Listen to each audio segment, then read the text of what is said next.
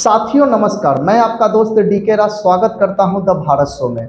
दोस्तों, आज the Bharat show के जो मेहमान हैं जिनको इनवाइट किया गया है उनके बारे में मैं आपको बता दूं तो बिहार के एक ज़िला है मुजफ्फरपुर, वहां के वो रहने वाले हैं। और प्रोफेशन की मैं बात करूं, आज जो उनका वर्क चल रहा है तो सिंधेश्वर फाउंडेशन है जो काफ़ी अच्छे तरह से वो रफ्तार दे रहे हैं। तो आज हम सभी फाउंडेशन के बारे में जानेंगे कि क्या क्या वर्क उनका हो रहा है फाउंडेशन के अंदर में। तो दोस्तों चलिए वेलकम करते हैं मिस्टर गुलाब यादव जी को। सभी दर्शकों को मेरा नमस्कार। मेरा नाम हुआ शशि सिद्धेश्वर कुमार उर्फ गुलाब यादव और बाई प्रोफेशन मैं गवर्नमेंट टीचर हूं और बोचहा प्रखंड के शिक्षक संघ का अध्यक्ष भी हूं और साथ ही एक public charitable trust Siddheshwar foundation चलाता हूं, उसका भी डिस्ट्रिक्ट सेक्रेटरी हूं और हिंदुस्तान स्काउट गाइड का भी जिला सचिव हूं।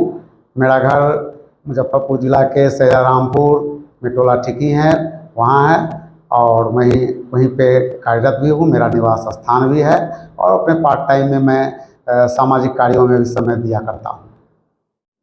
आज जहाँ तक कि हमारे टीम के द्वारा सर ये जानकारी मिली कि आज आपका फाउंडेशन बहुत काफ़ी रफ्तार में है जी।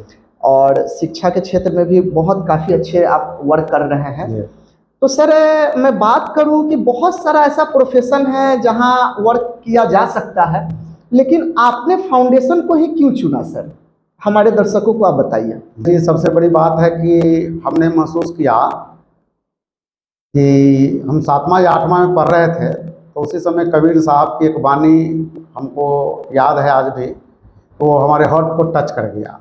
कबीर साहब ने कहा कि कबीरा जब तुम जग में आए, जग हंसे तुम रोए, कुछ ऐसा करने कर्जा प्यारे, जब तुम जग से जाओ तुम हंसो जग रोए। तो ये चीज़ हमको लगा कि जीवन में जब ईश्वर की कृपा से हम इस धरती पर आए हैं तो कुछ ऐसा काम करके जाए, कुछ समाज को हम कुछ दे करके जाएं जो आने वाली पीढ़ी हमको याद रखे। और ख़ास करके शैक्षणिक क्षेत्र, शिक्षा का जो क्षेत्र है उसको तीसरा नेत्र कहा जाता है। तो हमने देखा कि आज जो हमारा देश खास करके बिहार शिक्षा के मामले में बहुत काफ़ी पीछे है और बाई प्रोफेशन हम टीचर भी हैं। तो इस ख्याल से हमने इस सेक्टर को चुना कि शिक्षा के क्षेत्र में अगर हम कुछ बेहतर करने का प्रयास करते हैं, कुछ अलग जगाते हैं, तो जो ग्रॉस इनरोलमेंट है एजुकेशन में बिहार का जो बहुत पीछे है उसको हम आगे बढ़ा सकते हैं। और ये तीसरा नेत्र जो है ये जब जागृत हो जाएगा तो हमारा बिहार देश के नक्शा पर प्रथम स्थान प्राप्त करेगा और हमारा देश भी विश्व में विश्व गुरु कहलाने में सफल होगा। इसलिए हमने इस सेक्टर पर काम किया और इस सेक्टर के साथ साथ और भी हमारे सेक्टर जुड़े हुए हैं जिसमें स्वास्थ्य है, रोजगार है, पर्यावरण है और जो सोशल कुछ समस्याएं हैं जैसे कि जातिवाद हमारे देश के लिए बहुत बड़ा कोण है। इस पर हम एक अभियान चला रहे हैं कि जाति मुक्त भारत का निर्माण कब और कैसे होगा। तो हम बच्चों के बीच में इस प्रोग्राम को ले जाते हैं और उनसे हम एक निबंध लिखवाते हैं और निबंध के थ्रू बच्चे का स्किल भी टेस्ट हो जाता है, उनका थॉट भी टेस्ट हो जाता है और इस सामाजिक कुरीति के बारे में वो जानते भी हैं। और इस मामले में जो बच्चे अच्छे करते हैं तो उनको हम पुरस्कृत भी करते हैं संस्था के द्वारा, कुछ नकद भी देते हैं। तो एक सामाजिक अभियान भी हम जातिवाद के खिलाफ चला रहे हैं। और शिक्षा के क्षेत्र में अगर देखा जाए तो हम अपने फाउंडेशन की तरफ से स्टूडेंट कैरियर गाइडेंस प्रोग्राम चलाते हैं। स्टूडेंट कैरियर गाइडेंस प्रोग्राम चलाने का कॉन्सेप्ट हमारा इसलिए आया कि अमूमन हम देखते हैं कि बच्चे जब मैट्रिक पास करते हैं तो उसके बाद उनको जानकारी नहीं रहती है, तो कोर्स सिलेक्शन करने में उनको दिक्कत होता है। तो या उनका दोस्त यार जो कोर्स बता देता है उस कोर्स को कर लेते हैं, या उनके गार्जियन को जानकारी रहती है उस कोर्स को कर लेते हैं, या इंटर पास करने के बाद बच्चे किस कोर्स को करें, कहाँ जाएं, तो भटकते रहते हैं। तो कुछ लोग जो बता देते हैं उस कोर्स को कर लेते हैं, बाद में उनको पछतावा होता है। तो हमने देखा कि स्टूडेंट करियर गाइडेंस एक प्रोग्राम हम चलाएं जहां से हमारे बच्चे हमारे बीच में आए और उनको जॉब ओरिएंटेड कोर्सेज के बारे में हम इंफॉर्मेशन अपने एक्सपर्ट के माध्यम से उनको दिलवाएं, जहां से उनको कोर्स सिलेक्शन करने में आसानी हो और वो जॉब ओरिएंटेड कोर्स अगर कर लेते हैं तो आसानी से कहीं भी जॉब कर सकते हैं या रोजगार कर सकते हैं। तो हमने ज़्यादा फोकस इस पर किया है। इसके बाद हमने देखा है कि महिलाओं की आत्मनिर्भरता और रोजगार के क्षेत्र में भी हमारी संस्था काम कर रही है। इसके लिए हमने एक सैलरी शॉप कॉन्सेप्ट दिया है जहाँ की हर वार्ड में हमारा एक कॉन्सेप्ट है कि हर वार्ड में महिलाओं को हम एक दुकान देंगे, एफएमसीजी का उनका दुकान होगा और 2,000 रुपया का हम उनको सैलरी देंगे। उनके दुकान से कुछ बिक्री होती है या नहीं होती है, फिर भी उनको एक पारितोषिक के रूप में हम 2,000 रुपया का मंथली देंगे। अगर 6 महीना चला लेती है तो फिर उनको 2,500 रुपया का मंथली देंगे। उनको ग्रुप बीमा का भी लाभ देंगे। उनके जो बच्चे होंगे उनको एजुकेशन में भी जो हमसे सपोर्ट हो सकेगा, या गवर्नमेंट से जो स्टूडेंट क्रेडिट कार्ड का लाभ वगैरह मिलता है, ये चीज़ भी उनको हम दिलवा देंगे। तीसरा चीज़, हमने स्किल डेवलपिंग के कार्यक्रम के तहत कंप्यूटर एजुकेशन को प्रमोट किया है। हम उनकी संस्था के द्वारा राम शोभित राय फ्री कंप्यूटर क्लास का भी संचालन करवा रहे हैं, जिसके तहत है कि हमारे यहाँ बच्चे जो आते हैं उनको हम फ्री में कंप्यूटर एजुकेशन देते हैं। क्योंकि कंप्यूटर एजुकेशन आज के दौर में सबसे ज़्यादा लाजमी हो गया है। आप MA PhD कर लिए हैं, कंप्यूटर का नॉलेज नहीं है और डिजिटल इंडिया में कंप्यूटर का नॉलेज नहीं है तो आप जीरो है। तो हम बच्चे को इस दुविधा से उबरने के लिए, या बच्चे हमारे इसमें एक्सपर्ट हो, इसके लिए हमने फ्री कंप्यूटर क्लास का देना शुरू कर दिया है। और ADCA, DCA, टैली, ये सब सारे कोर्स सब फ्री में बच्चों को दे रहे हैं, जहाँ की बच्चे हमारे आकर के सीख रहे हैं। तो ये हमारा चल रहा है। इसके बाद हेल्थ अवेयरनेस प्रोग्राम भी हम चलाते हैं कि अगर न्यूट्रिशन के अभाव में या हेल्थ के गंदगी के मामले से लेकर के बहुत सारी बीमारियां होती है, तो हम प्रखंड और पंचायत स्तर पर भी हमारे जो वॉलंटियर्स हैं ये जाकर के हेल्थ अवेयरनेस प्रोग्राम भी चलाते हैं। इसके बाद पर्यावरण प्रोटेक्शन के लिए, इन्वायरमेंट प्रोटेक्शन के लिए हम वृक्षारोपण और जन जागरूकता का भी अभियान जैसे कार्यक्रम चलाते हैं। और जैसा कि बताया, सामाजिक क्षेत्र में हम जातिवाद को जो है, अब देखते हैं कि आज जो इंडिया में हम समझते हैं जहाँ तक इंडिया को पहुँचना चाहिए था उसमें बहुत बड़ा बाधक ये जातिवाद रहा।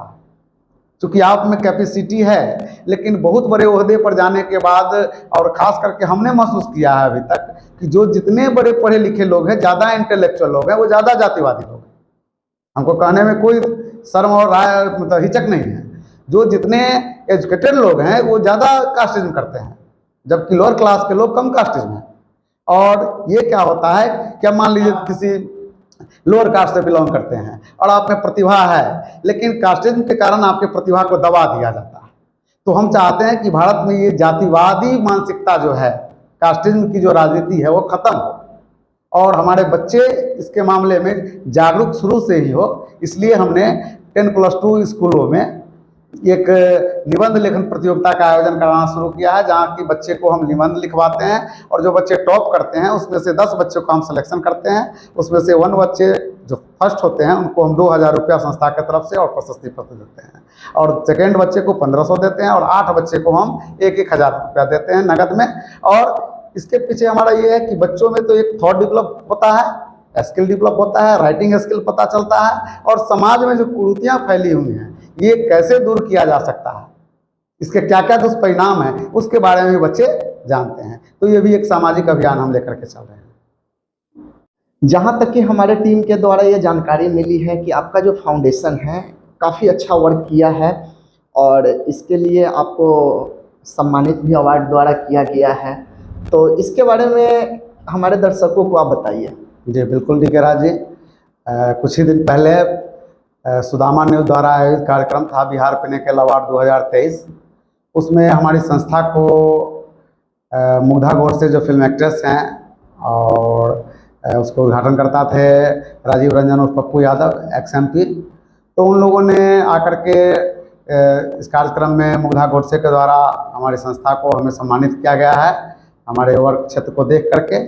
चूँकि लोगों का ज़्यादा प्यार सम्मान मिला है, दुलार मिला है, और सब लोग जान रहे हैं कि हम अपने ही संसाधन से, हम किसी तरह का कोई डोनेशन किसी लोगों से नहीं लिया है, जो भी हमारी आय है उससे हमने इन्वेस्ट किया है और सामाजिक क्षेत्रों में खर्च कर रहे हैं। और ख़ास करके हम शिक्षा के क्षेत्र में हम चाहते हैं कि हमारे यहाँ बिहार में जो एजुकेशन का जो रफ्तार है, जो ग्रॉस इनरोलमेंट जो है हमारा रेशियो कम है, उसको हम बेहतर करें। और स्टूडेंट कैरियर गाइडेंस जो प्रोग्राम है उस पर हम फोकस कर रहे हैं, और ज़्यादा से ज़्यादा जो ग्रामीण क्षेत्र के बच्चे हैं उन बच्चों को हम कैरियर गाइडेंस के माध्यम से उनको कैरियर का दिशा देने का काम करते हैं। तो ये सब कार्यक्रम हमारा चल रहा है, हेल्थ अवेयरनेस प्रोग्राम चल रहा है, रोजगार के सेक्टर में भी हम काम कर रहे हैं कि छोटे मोटे रोजगार के अगर आते हैं हमारे पास अवसर तो जो बच्चे हैं उनको हम निःशुल्क उसमें भी भेजने का काम करते हैं। जैसे अभी हमारे पास कुछ लड़के आए थे, स्मार्ट मीटर लगाने का काम वो करवा रहे हैं। तो हमने उनसे कहा कि भैया हमारे पास कुछ अगर रोजगार लड़के आते हैं तो उनको भी आप हायर कीजिए। तो उन लोगों ने कहा कि ठीक है सर, कि आपको कुछ लड़के हैं तो दीजिए। तो कुछ लड़कों को हम रोजगार का भी देने का काम कर रहे हैं। तो मिला करके ये कहा जा सकता है कि लोगों का सम्मान हमारे प्रति इसलिए बढ़ता जा रहा है कि हम निस्वार्थ भाव से जो हमारे पास पार्ट टाइम समय है उसमें हम खुद का समय तो देते ही देते हैं, और हमारे जो वॉलेंटियर्स हैं, हमारे जो एम्प्लॉई हैं, वो भी समर्पित होकर के इस क्षेत्र में काम कर रहे हैं। और यही परिणाम है कि सभी लोगों का सम्मान प्राप्त हुआ है और इतने बड़े मंच पर सुदामा न्यूज़ के द्वारा हमको सम्मानित किया गया है। और फिर आपको 5 मई को 5 अगस्त को बाबा गरीबनाथ महोत्सव कार्यक्रम का आयोजन है ये द पार्क होटल में, जहाँ की बम्बई से कुछ कलाकार आ रहे हैं। तो उसमें भी हमको सम्मानित करने के लिए लोगों ने आग्रह किया है कि आप भी उस कार्यक्रम में शामिल होइए। 6 बजे से कार्यक्रम है, तो संभवतः उसमें भी हम भाग लेंगे।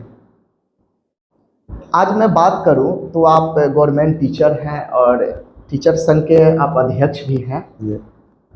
तो आजकल के मैं युवा वर्ग के मैं लोगों को देख रहा हूं कि जो उनका स्टडी होता है, जो वो तैयारी करते हैं, तो उनका ये गोल क्लियर नहीं होता है कि हमें किस सेक्टर में जाना है।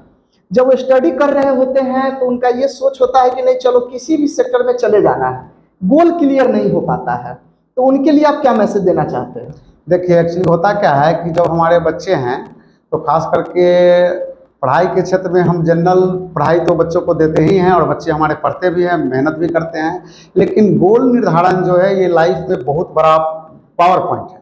जब तक गोल नहीं होगा, सेट नहीं होगा, तो किसी भी सेक्टर में आप काम नहीं कर पाइएगा।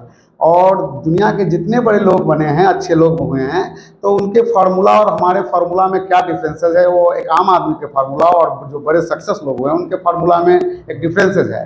पहले क्या होता है कि जो बड़े लोग बने हैं तो वो पहले ड्रीम को तय करते हैं, गोल तय करते हैं। इसके बाद वो अपना व्हीकल खोजते हैं कि उस गोल को पूरा करने के लिए हम किस साधन का प्रयोग करें। इसके बाद वहाँ पे वर्क करते हैं और इसके बाद वो सक्सेस होते हैं। लेकिन जो सेकेंडरी लोग हैं, जो आम आदमी हैं, वो क्या करते हैं कि गोल उनका कोई तय नहीं रहता है। उनको जो व्हीकल मिलता है उसमें काम शुरू कर देते हैं।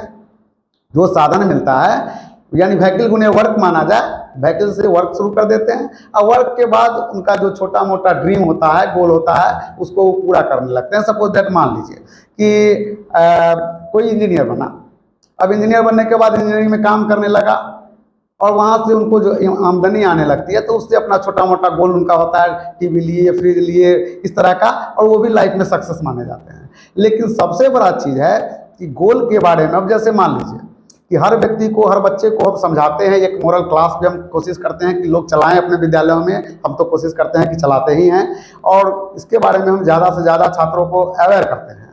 क्योंकि जब तक आपके पास गोल नहीं रहेगा, मान लीजिए कि आपको दिल्ली जाना है, ठीक है, तो दिल्ली जाना है तो टिकट के लिए जब हम काउंटर पर जाते हैं तो हम काउंटर पर कहते हैं कि भैया हमको टिकट दो, तो पूछता है कहाँ जाना है, तो हम कहते हैं दिल्ली जाना है, तो दिल्ली का टिकट देता है।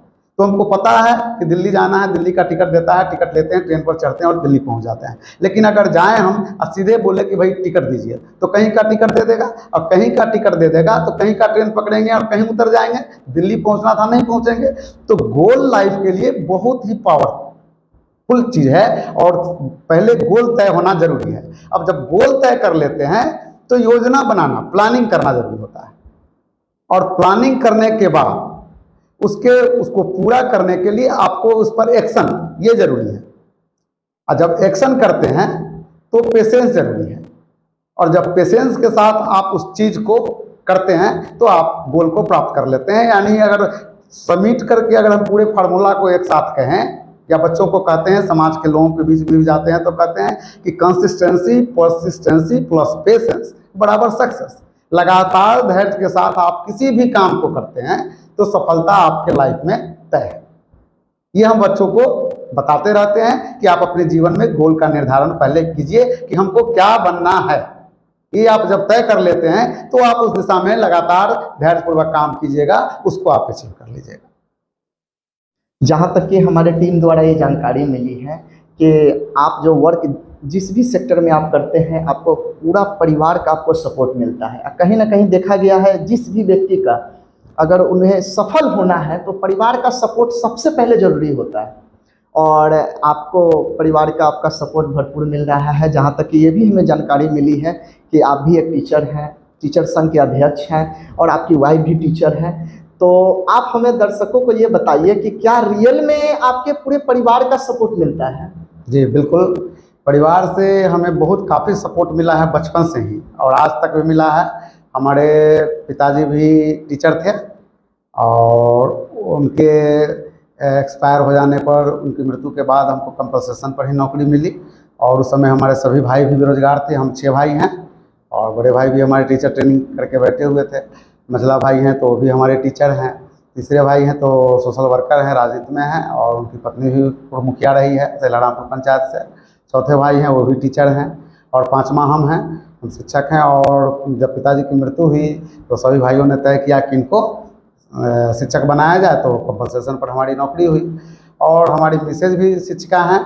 और जहाँ तक सपोर्ट की बात करते हैं तो बचपन में परिवार से, तो भाइयों से आज भी सपोर्ट मिलता है, पूरे परिवार से सपोर्ट मिलता है। यहाँ तक के लिए कि छुट्टी के दिनों में अगर हम कहीं चले भी जाते हैं तो हम निश्चिंत होकर जाते हैं कि अगर बाल बच्चे को कुछ हो भी जाता है तो परिवार में हमारे सभी गार्जियन बैठे हुए हैं। और जहाँ तक किसी भी व्यक्ति की अगर कोई एक्स्ट्रा वर्क कर रहा है, समाज के लिए कर रहा है, कुछ भी कर रहा है, तो उसमें उनकी पत्नी का खास योगदान होता है।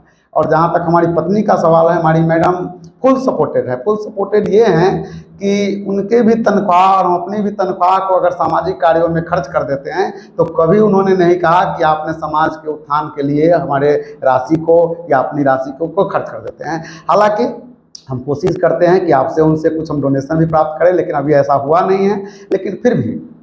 और पत्नी का इतना सपोर्ट है कि उनके बारे में हम कहें तो बहुत कम कर सकते हैं कि वो हमसे ज़्यादा इस क्षेत्र में काम के लिए जागरूक रहती है। यहाँ तक कि आप जान जाइए कि अगर हम घर पर नहीं हैं और कोई ग्रामीण महिलाएं अगर 500 रुपया के लिए उनके पास चली आती है, और उनके पास अगर 500 रुपया नहीं है तो अपनी किसी जेठ से, जेठानी से, ननद से, दियादिन से, किसी से 500 रुपया ले करके उसको पहुँचा दे देती है। यानी इस तरह का माइंड उनका है कि वो भी कोऑपरेटिव माइंड है, और हमारे हर कार्यों में वो सहयोग करती है। और अपने कार्य के प्रति विद्यालय जाना, समय से विद्यालय जाना, बच्चों को पढ़ाना, अपने बच्चों को देख रेख करना, पूरा परिवार का संचालन करना, ये सारा काम मैनेजमेंट वही करती हैं। अगर वो नहीं कर पाती तो शायद हम इस काम को जितना कर रहे हैं उतना हम नहीं कर पाते।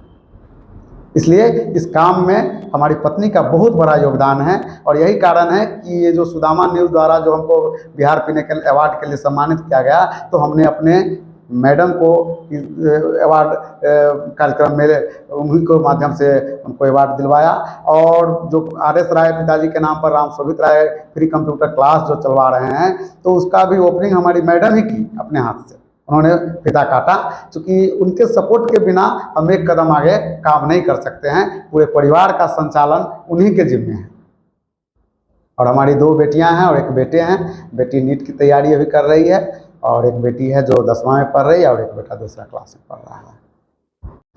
मैं बात करूं तो आपका काफ़ी सारा वर्क है। आप टीचर हैं, टीचर संघ के अध्यक्ष हैं, फाउंडेशन है, स्काउट गाइड, बहुत सारे आपका वर्क चल रहा है। मैंने देखा है कि बहुत सारे लोगों को एक वर्क में वो परेशान रहते हैं, लेकिन आपका कई क्षेत्रों में आपका वर्क चल रहा है, तो आप इसको कैसे हैंडल करते हैं? देखिए, सबसे बड़ी बात है क्या कि जो काम करने वाले लोग हैं वो बहुत सेक्टर में काम कर सकते हैं, लेकिन जो काम नहीं करने वाले हैं, नकारा लोग हैं, तो एक ही काम में चाहें कि वो बहुत अपने आप को परेशानी महसूस करते हैं। जैसे कि आप देख लीजिए कि गांव समाज में कोई बैठकर 4 आदमी ताश खेल रहा है, और उसको आप बोलिएगा कि चलिए हमारे यहाँ काम करना है, तो वो कहेगा कि मेरे पास फुर्सत नहीं है। वो ताश खेल रहा है लेकिन कहेगा मेरे पास फुर्सत नहीं है। जबकि उसी के गांव में देखिएगा कि कुछ लोग काम कर रहे हैं। तो हमारा जो शेड्यूल है 4 बजे सुबह से लेकर मैं 12 बजे रात तक काम करता हूँ, और जिस काम को जितने देर करता हूँ पूरी ईमानदारी और तत्परता के साथ करता हूँ। सुबह में मेरा 4 बजे से शेड्यूल शुरू हो जाता है, विद्यालय 9 बजे से स्टार्ट हो जाता है। उसमें 4 बजे तक हम बखूबी विद्यालय में जाते हैं, बच्चों के बीच रहते हैं, बच्चों से इंटरेक्ट करते हैं, और बच्चे हमको इतना सम्मान देते हैं कि अगर किसी कारण से छुट्टी में एक दिन हम विद्यालय नहीं जाएं तो कल होकर बच्चे कहते हैं कि सर क्यों नहीं आए थे। अपने हेडमास्टर से पूछते हैं कि सर गुलाब सर कहाँ रह गए, तो बच्चों को हमारा पढ़ाने का भी टेक्निक कुछ अलग टाइप का है। हम चाइल्ड केंद्रित होकर के बच्चों को पढ़ाते हैं, बच्चों को मनोरंजन देते हैं, बच्चों को हम गीत सुनाते हैं, बच्चों को कहानियाँ सुनाते हैं और उनके माध्यम से उनको हम तो बच्चा भी हमसे काफ़ी जुड़ा हुआ रहता है। 4 बजे के बाद कुछ लोग अपने टीवी देखते हैं, कुछ लोग आराम करते हैं, बीवी बच्चे के साथ समय देते हैं, अखबार पढ़ते हैं, लेकिन हम फिर 4 बजे के बाद आते हैं, नाश्ता करते हैं, फिर हम अपने काम में लग जाते हैं। हम फिर 12 बजे रात तक, हमारा शेड्यूल देखिएगा तो हम 12 बजे रात तक जगते हैं और 1-2 घंटा हम स्टडी भी कर लेते हैं। अभी तक मोटा मोटी समझा जाए तो 2 से 3 लाख रुपए का किताब खरीद के हमने अभी तक पढ़ा भी है। अब तो हम पहले जाते थे, पुस्तक मेला लगता था तब बोरा में किताब खरीद के लाते थे, अब तो अमेजन फ्लिपकार्ट आ गया है तो घर पर किताब मंगा लेते हैं। तो जितना ज़्यादा काम होता है हमको करने में बहुत अच्छा लगता है। मैं रोकना चाहूँगा आपको यहाँ पे कि सबसे ज़्यादा हमें खुशी उस चीज़ से हुई है कि आप एक डायरी पे पूरा नोट करके शेड्यूल रखते हैं। काफ़ी सारे लोग ऐसे नहीं कर पाते हैं जी।